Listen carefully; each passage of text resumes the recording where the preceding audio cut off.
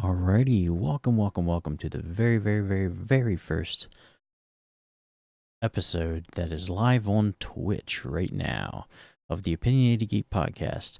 This is my podcast that I've been doing in audio form for uh since I think December. We're on episode 12 in audio form, and now this will be the 13th episode. Hopefully, because I'm doing this on a whim and I'm trying to see how this will work because here's my idea. An audio podcast, it's very hard to get things promoted and get things visible, mainly because it's also an audio form, so you can't really see it. But, as far as getting it out there online, unless people know about it, they're not really going to be able to function properly and find it very easily. So, my thought is let's start by doing a live podcast through Twitch. And then the also great thing about Twitch is because it is live, I can actually start moving it to other directions. Because with my internet connection, it's not the greatest, but it allows me to at least do this part. And what I've found though with Twitch is they have amazing speeds as far as actually uploading it to another location. Now, I'm not sure what all locations you can upload it to, but I definitely know you can upload it to YouTube, and I actually have it set up to upload to YouTube already. So the ability that I've been able to upload my games to YouTube, it allows people to find it on YouTube, which is the easiest and best way I feel like to get stuff for people to get access to it. So my goal here is to do a live podcast through Twitch and then be able to upload it to YouTube as well as move it back to my audio format. Now, because I'm doing this on a whim, I don't know how it's going to work. Because right now I don't have any audio program running and recording all of this right now because I haven't really done all of that planning yet. So we're going to see how this works. I also don't know how well the connections is going to work either. We might have to fiddle around with some stuff, but overall we're going to try to make it work because the software that I'm using for when I'm streaming gaming is Streamlabs plus OBS. So basically, OBS or Streamlabs took OBS, since it's an open source software. They took their software and made it into their own thing, and it has its own service, all of their own services of Streamlabs built into it. But there's some features that it doesn't have, and we don't know if they're even going to make it available. But one of the things is the studio mode. Studio mode allows me to do cool stuff while I'm recording. So on the software, it has two different screens. It has the live screen of what is showing the people, and then it has a secondary screen, which basically I can set stuff up on the fly as we're going along. And then once I'm ready to reveal it to the stream, then I just hit a button and it moves it over to the live stream, which is really cool, but I'm still trying to figure out how the best way to do that and whatnot is. And because I'm doing this all by myself, it makes it a little bit more challenging. Because what would be nice is I could just sit here and talk and do my thing, and as I move on the subjects, I have somebody else doing the transitioning and stuff, so I could easily focus on what I'm talking about instead of focusing on what I'm talking about as well as doing all the technical stuff in the background. Then again, if I had somebody else along with me to do the podcast, so for example, if I had somebody doing a Skype call or whatever, then I can actually, while they're talking and discussing stuff, then I can actually fiddle around with the technical aspects, so I'm not feeling so pressured. But we're going to try to see how this is going to work. But overall, it's going to be pretty simple at first. I would like to eventually move on to getting video in the actual the podcast. Now, I have fiddled around with some stuff, but it's still not to my liking. I would actually like to be able to on the fly do it, but right now, so far, there's a lot of adjusting stuff in the background and whatnot currently. So I got to find the best way if I want to, when I talk about a game, for example, and I want to bring up its trailer or some random gameplay on YouTube, be able to do that without much effort. But right now, that's not in the cards. Hopefully, it will be. But yeah, so the issue then is I'm almost positive there's services that will take a video and transfer it from video to MP3. There might even be some software too, because but the theory is in theory I should be able to record all this, then transfer it to audio, and then I can upload it to my audio podcast. But we're in basically new territory here. But I'm trying to make it look as nice as and professional as possible. But we'll see. Only time will tell, and I feel like I'm starting off at a pretty good setting. So anyway, I normally would start this podcast off by what I've been playing, but if you've been watching this Twitch channel, which you obviously the people that are going to be watching this most likely have, I've been basically just streaming Witcher 3, and I haven't really played anything else. This weekend I'm actually going to be playing some board games finally, so hopefully we will play Shadows of the Camelot and Game of Thrones Catan. Hopefully, they might also have some new games because they said they were going to order some new games. I'm not sure if they got them in or not. I still would like to get my one game that it's on my Amazon wish list. Photosynthesis, I think it was called, but that's got a really cool premises because it's all 3D models, and you're dealing with lighting and whether trees are blocking other trees and stuff. It's a really unique concept, and I think it would really be fun to play, and it's definitely interesting looking, which I tend to go for interesting looking games. And of course, there's strategy involved, which that's always nice because it's not very fun being a game with no strategy. But overall, that's all I've been actually playing. What else? I guess we'll move right on to the news, and again, hopefully, everything will go smoothly. But the first new piece of news that I want to talk about is HTC announced the Vive Pro about maybe a month or two ago, and they didn't announce prices, but they've officially now announced the actual prices of the HTC. Now, the HTC Vive. The HTC Vive Pro is going to be the old price of the HTC Vive.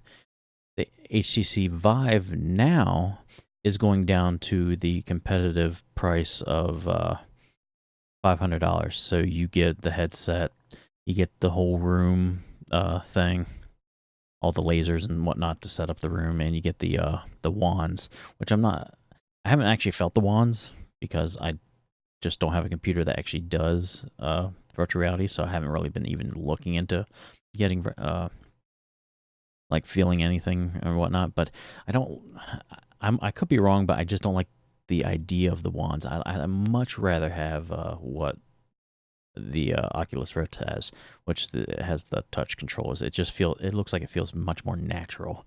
But sadly, Vive went with like some wands.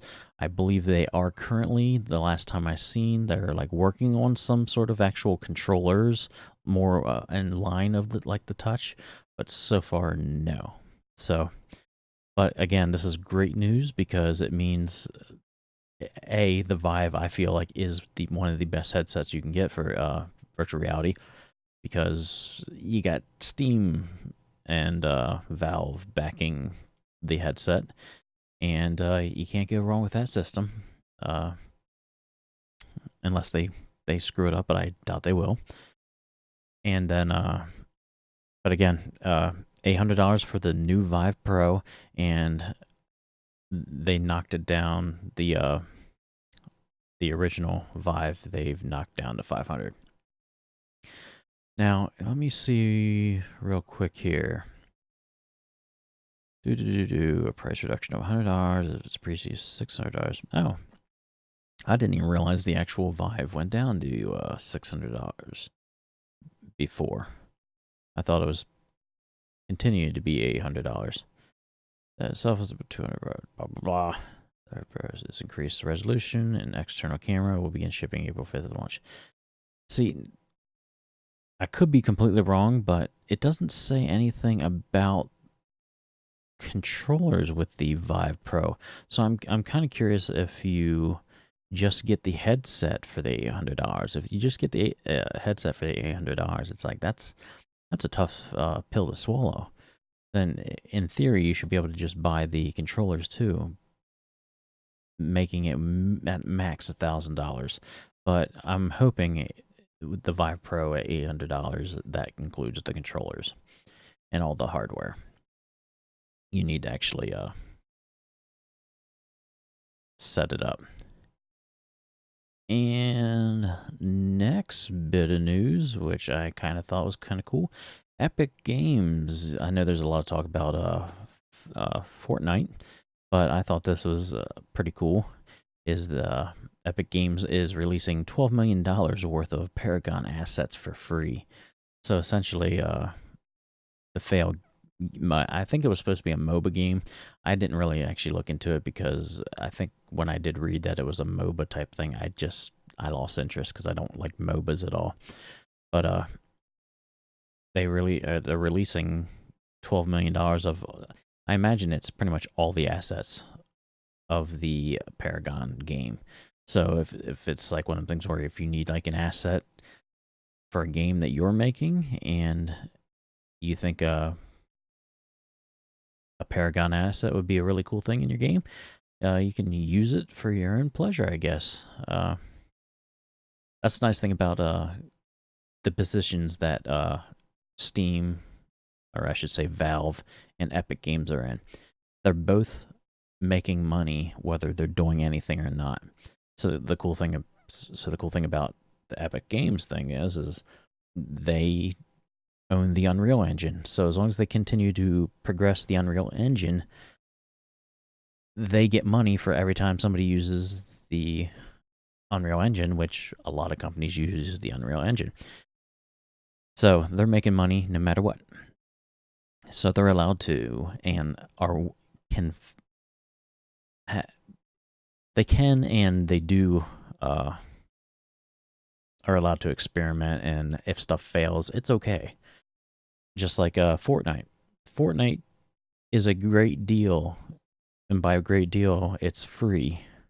They do have the actual full game, but it's still an early access type thing, or beta or alpha or whatever it is at this point.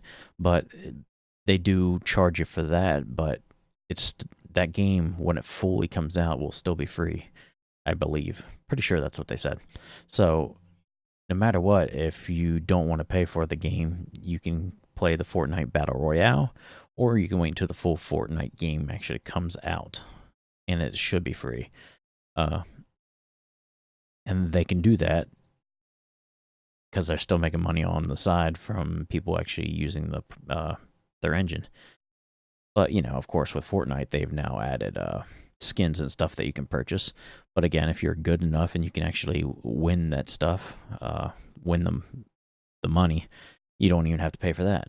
But your average player isn't like Shroud or Ninja.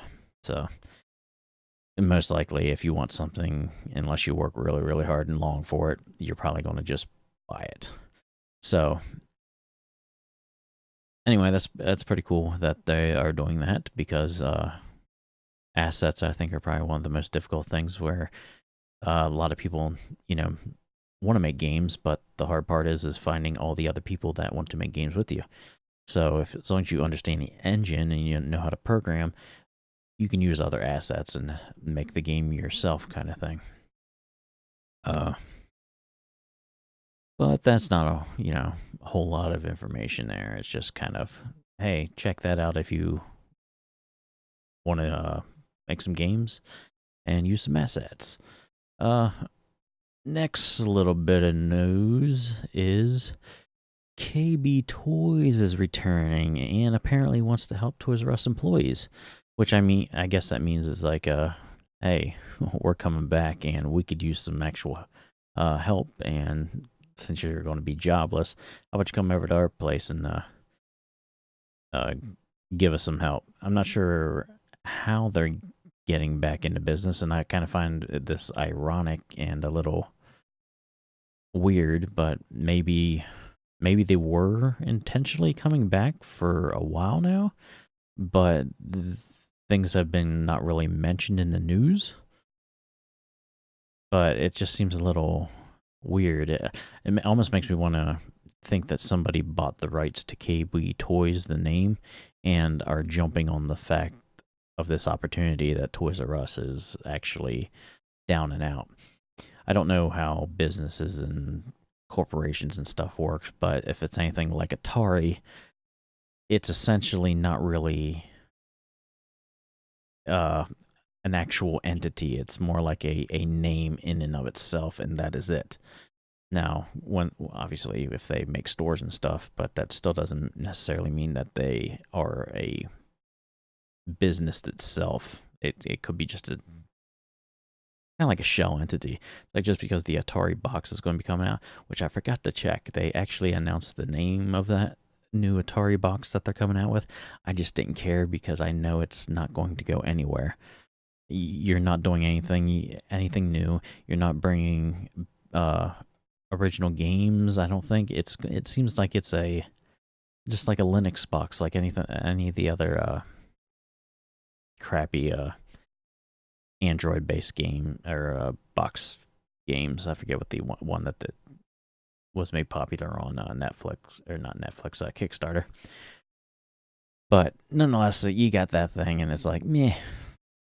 I just don't really care about it. But that is essentially nothing. Atari is basically in name and name only, and they're basically going to basically be nothing. They're just sucking the money off of people that are nostalgia for Atari. I would not even go near the Atari box, and I'm going to be kind of curious if it's what's happening with KB Toys, and if that's going to be a thing. I was never really a KB fan, basically just because they were mall toy stores. I mean, even Toys R Us, it's like you had mall prices in a store that is by itself. So I wasn't even really too much of a Toys R Us fan. And granted, when I was a kid, we would go to Toys R Us, but the only thing I really remember is the video games, because that's what we grew up on, is the video games. So when I first got to play take my first shot at Nintendo 64, it was at Toys R Us, and I was blown away by the 3D aspect of it. The first time I, got to experience the awesomeness of the Virtual Boy, Toys R Us. So I got to experience a lot of that when it comes to that type of thing. Though I do remember I always liked getting these slips of paper and then, purchasing the game, then going over to the big plastic cage. I guess it's plastic / glass, I'm sure. But, they had all those games in there, and I'm like, that would be so awesome to be surrounded in those games. But, I have a little bit of a fondness for Toys R Us. But, when I've recently gone to Toys R Us over the last couple of years, I'm just like, why would I ever, ever, ever shop here? Everything is so dang expensive. I mean, amiibos even though that was the key thing with amiibos. If at least in my area, if you wanted to have get a good amiibo, or not a rare amiibo that you couldn't find anywhere else, you could go to our Toys R Us and you most likely would find it because nobody shops there anymore. Mainly because they're so overpriced. If they would just went and been a little bit competitive, you probably would have had an easier time with stuff, and you might have been able to catch up. Now I realize with Toys R Us there was the debt issue, like essentially whoever bought Toys R Us just added more debt on top of what Toys R Us already had, and that's what really killed it. I'm sure there's a part of it was not adapting with current trends and stuff as a company, but from what I understand, that debt on top of more debt really is what killed it, and they couldn't pull out of that. But yeah, so KB's is apparently coming back and looking to steal away the Toys R Us employees, which is cool as long as the least amount of people that are losing jobs, the better. And because it sucks when you have to deal with that stuff as a person.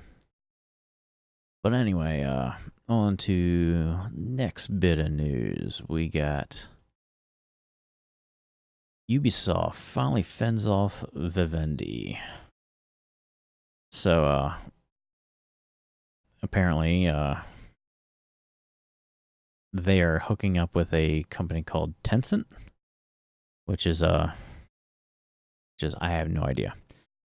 But but basically for a long time now, Vivendi has been trying to grab Ubisoft through basically pure force by basically trying to buy up all their stocks. Not even really sure how that works. I mean, if it's your company, I know.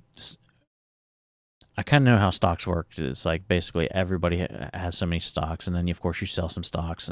But as long as you are somebody with the majority of the stocks, essentially the company is under your kind of command.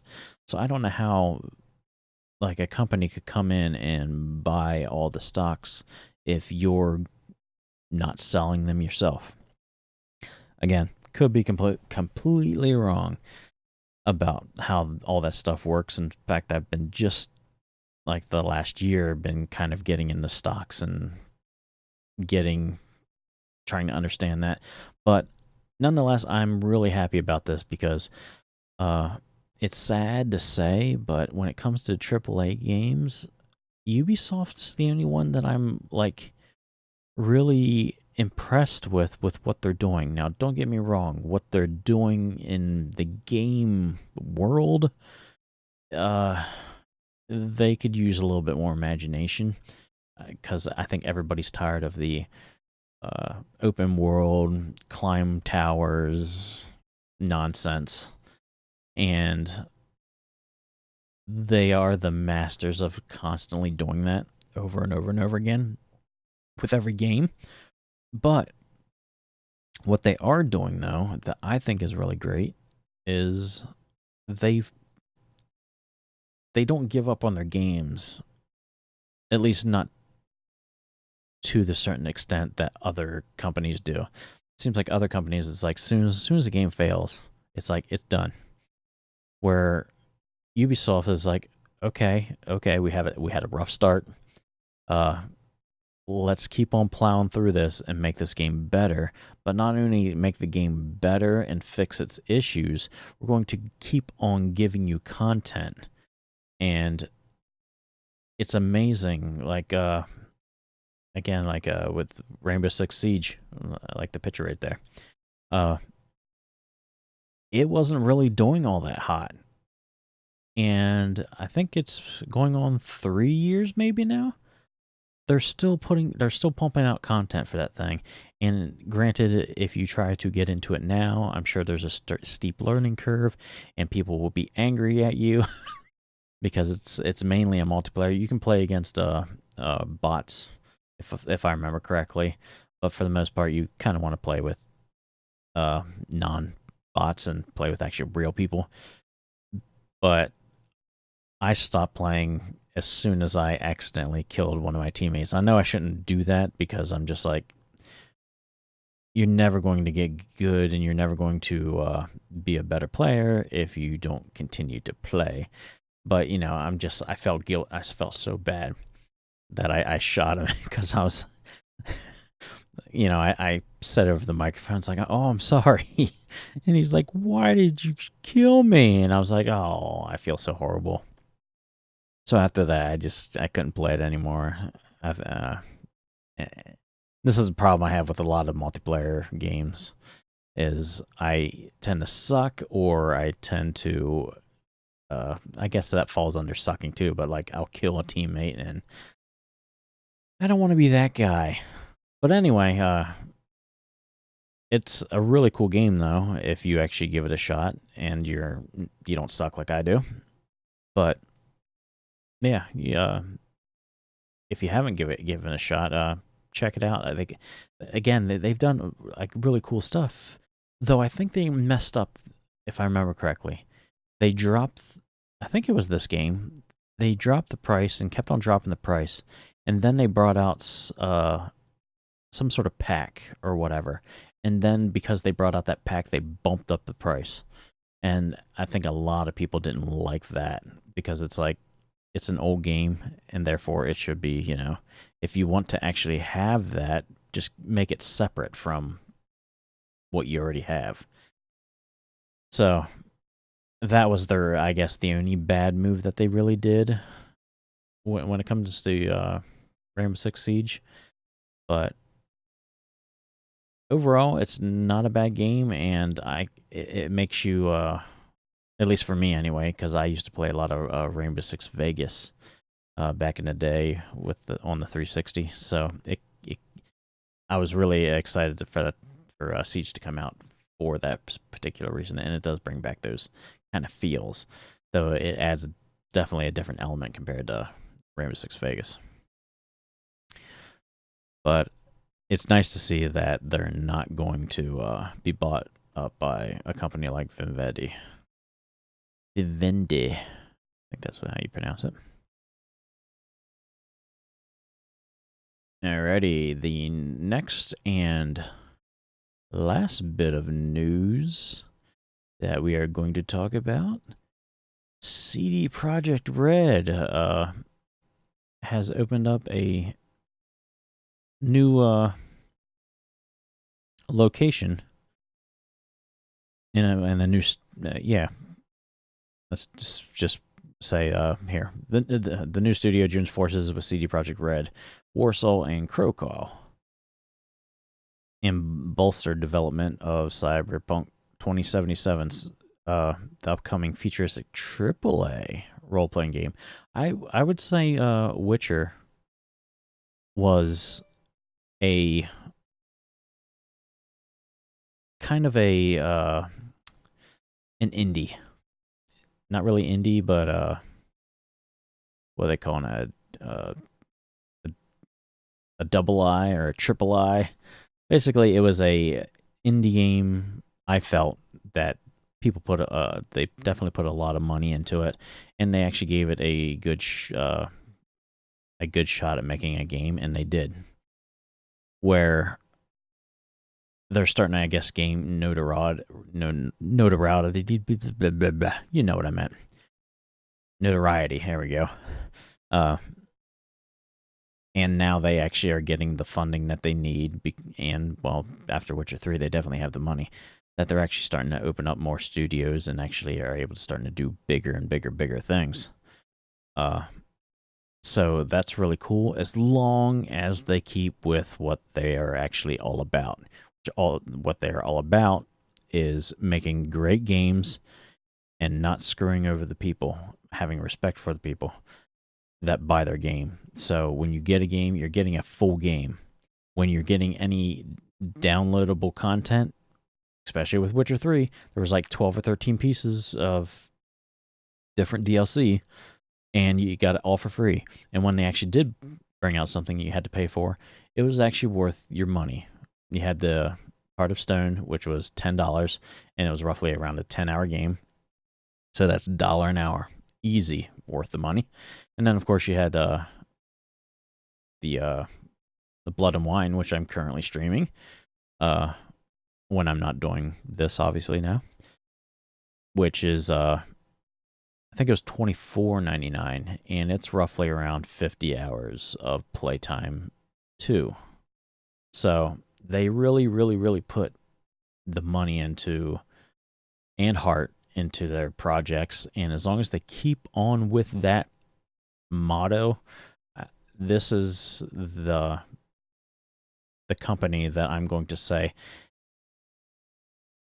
they are the best AAA what do you call it, studio around, bar none, because they care about the people that they're making the games for. Now there are, the whole issues of whether they're putting too much pressure on their employees and stuff with deadlines and stuff like that.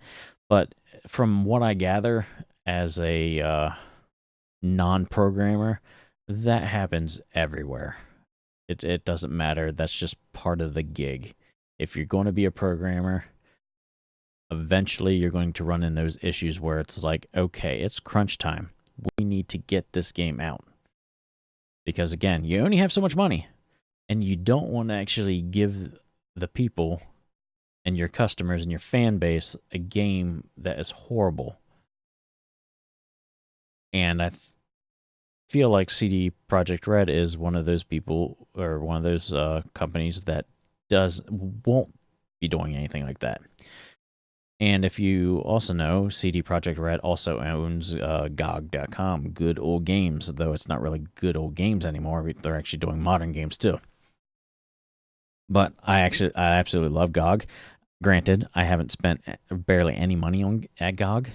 I have around 3 games that I bought with GOG, and my game collection is now 74 games, and that was basically due to the fact that they got a service called GOG.com/Connect, so GOG Connect, which basically hooks up with your Steam account. And they work with different companies, mainly independent companies, and they're like, well, would you like to offer your game for free on our platform if that person already owns the Steam game?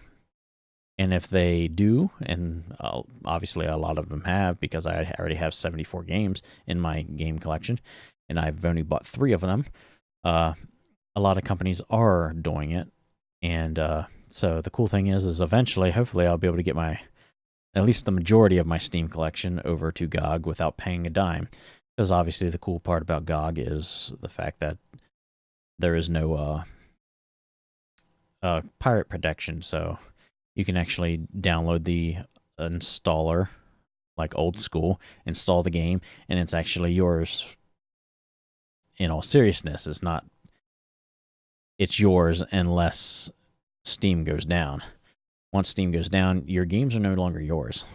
They're just gone. Or GOG, it's like, no, you can download the game, you can back up the game is yours. So that's kind of cool. All right. And with that being said, this, I think, will be the end of the podcast. Hopefully, this has gone smoothly. I think it's gone as smoothly as it can possibly be. It's definitely really weird trying to constantly, as much as I possibly can, look into the camera and have the windows set up to where it can be enjoyable for me to see everything and still have everything in contact. Because if I want to look at these news articles that I'm looking at, I I also need to have it close to the camera, so I have my, one web browser for news on the top. On the bottom, I have my OBS Studio, and then on my other monitor, I have the dashboard where I can see the chat if anybody does decide to chat, which nobody did, but that's okay, because the whole point is to spread this, and I'm going to throw it over on YouTube, and then hopefully somehow get the audio off this video and into my podcast, which I guess in theory I'll be able to actually do the audio. I usually do a little intro. I also need a bigger green screen so I can back the camera up a little bit more so I can have a little bit more room here. Yeah. I can also adjust the camera too, I guess, so it's not so cut off here. But yeah, a lot of work to do. A lot of work to do to make this a little bit better. But hopefully it was somewhat enjoyable. If anybody did watch, hopefully I'll be able to get the audio up on the audio podcast. I try to do it every Wednesday and have it uploaded by Wednesday. With this new streaming thing, I might have to change stuff up a little, maybe make it for Friday, because just to make it like a nice time frame. The Wednesday was middle of the week, so it kind of made sense. So maybe Friday, because Friday is Friday. It's going into the weekend, so maybe that would be a good time to upload the audio version. So this is kind of like a exclusive. So if you want to hear the podcast first, I guess you would actually have to watch it live here. You can watch the VOD on here because I don't have subscribers yet. I'm not able to have subscribers yet. Once that's a thing, then you have to wait for the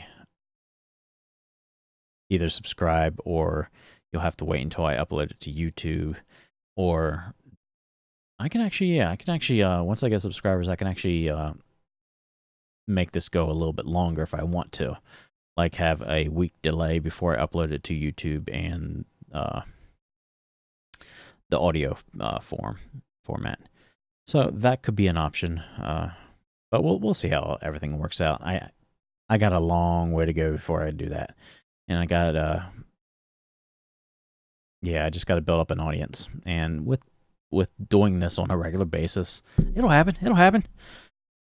Just give it time. Anyway, I think we are definitely going to call it an end now. See y'all later. I will start streaming. I'm thinking about changing my schedule from every weekday from 8:30 to 7:30, because 8:30 I feel like I can only get roughly around 2 hours before I'm like, do I want to stay up any longer before I get tired and I have to wake up early in the morning? So I might do 7:30, so that way I can at least get 3 hours in before I start having to decide whether I'm going to be tired in the morning or continue streaming. So anyway, yeah, so hopefully tomorrow 7:30 I will be streaming more Witcher 3. Anyway, see y'all later.